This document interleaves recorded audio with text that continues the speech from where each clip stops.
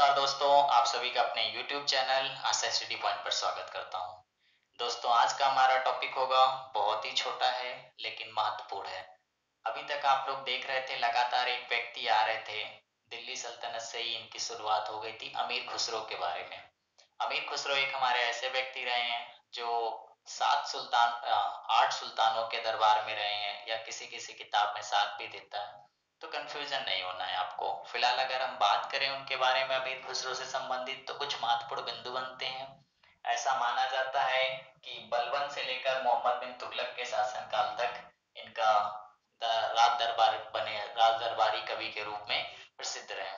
तो देखते हैं दोस्तों, आज अमीर खुसरो से बनने वाले कौन कौन से महत्वपूर्ण बिंदु है जो हमारे एग्जाम में पूछे जाते हैं। तो चलिए शुरुआत करते हैं। पहला, अमीर खुसरो के बारे में अगर बात करें दोस्तों, तो पहला पॉइंट हमारा आता है 14वीं सदी के लगभग दिल्ली के निकट रहने वाले एक प्रमुख कवि, शायर, गायक और संगीतकार थे। तो याद रखना आपको, अमीर खुसरो कौन थे? कवि, शायर, गायक और संगीतकार।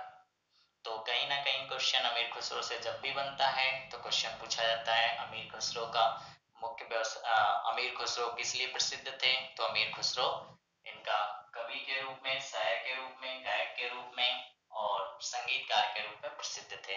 दोस्तों, कभी कभी इनका मूल नाम पूछ लेता है। इनका मूल नाम मोहम्मद हसन था। तो ये याद रखना आपको। अमीर खुसरो बाद में ही प्रसिद्ध हुए थे, इनको उपाधि दी गई थी। इनका मूल नाम क्या था? मोहम्मद हसन था। इनके बारे में चर्चा करते हैं। तो इनका जन्म 1253 ईस्वी में उत्तर प्रदेश के बदायूं में हुआ था। बदायूं के अंदर एक गांव था आपका पटियाली में हुआ था। तो आपको केवल इतना याद रखना है कि अमीर खुसरो का जन्म कहाँ पर हुआ था? तो उत्तर प्रदेश में हुआ था। कब हुआ था? तो 1253 ईस्वी में हुआ था। अगर मान लीजिए आपसे और भी इंटरनल पूछता है तो आपको बदायूं भी याद रखना है। अब दोस्तों बात करें तो यह महत्वपूर्ण बिंदु बनता है। यहाँ से प्रश्न बार बार क्वेश्चन पूछा जाता है। कहा जाता है तूतीय हिंद या भारत के तोता किसे कहा जाता है? तो अमीर खुसरो को। तो इनका उपनाम तूतीय हिंद या भारत का तोता के नाम से जाना जाता था। ऐसा मानना था कि इनके संगीत में इतना दम था, इतनी सुरीली इनकी आवाज थी कि तोते से इनकी तुलना की गई थी। तो इसीलिए इन्हें भारत का तोता कहा जाता है।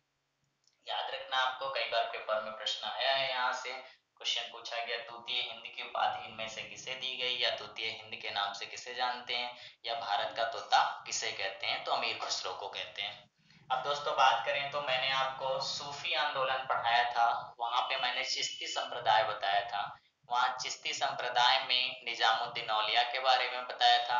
तो दोस्तों, वही निजामुद्दीन औलिया, शेख निजामुद्दीन औलिया के ही शिष्य थे। कौन? अमीर खुसरो। तो कई बार क्वेश्चन पूछा गया अमीर खुसरो किसके शिष्य थे? तो शेख निजामुद्दीन औलिया के। नेक्स्ट इंपॉर्टेंट बिंदु यहाँ से फिर बनता है, कई बार प्रश्न पूछा गया है।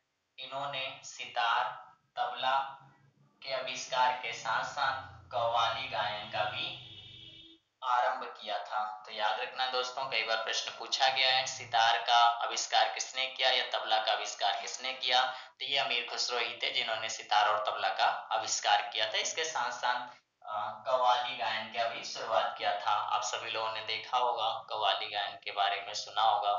कहीं ना कहीं ये एक संगीत का ही प्रकार है।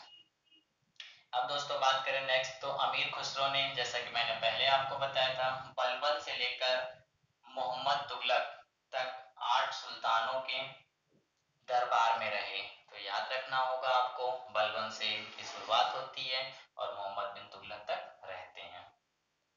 अमीर खुसरो प्रथम मुस्लिम कवि थे जिन्होंने हिंदी शब्दों का खुलकर प्रयोग किया था।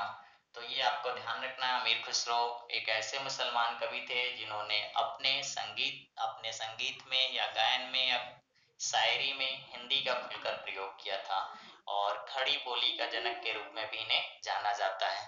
तो आपको ध्यान रखना है, अमीर खुसरो प्रथम मुसलमान कवि थे जिन्होंने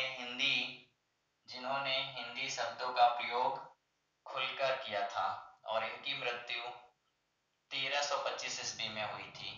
तो दोस्तों उम्मीद करते हैं यहाँ पे जो भी महत्वपूर्ण बिंदु बनने वाले हैं आपके अमीर खुसरो से ऑब्जेक्टिव वो सारे मिल जाएंगे।